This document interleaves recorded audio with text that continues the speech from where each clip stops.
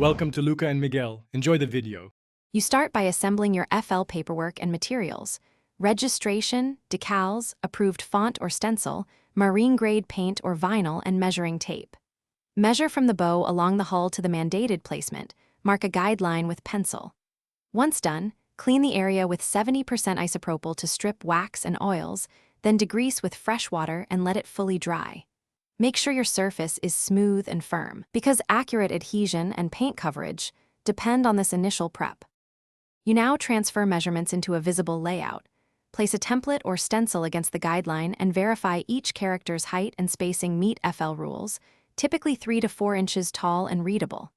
Once aligned, tape the stencil at multiple points. Stand back and confirm straightness. If using paint, mask edges and spray or brush thin, even coats, letting each layer tack before the next. If using vinyl, press from center outward to avoid bubbles, then trim excess with a sharp blade. You finish by sealing paint with a marine-grade clear coat or by carefully rolling the vinyl edges to prevent lifting. Press all seams and remove masking slowly.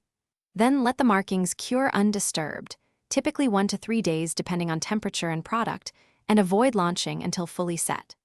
Once cured, photograph the final placement next to your registration for records and verify readability at the required viewing distance.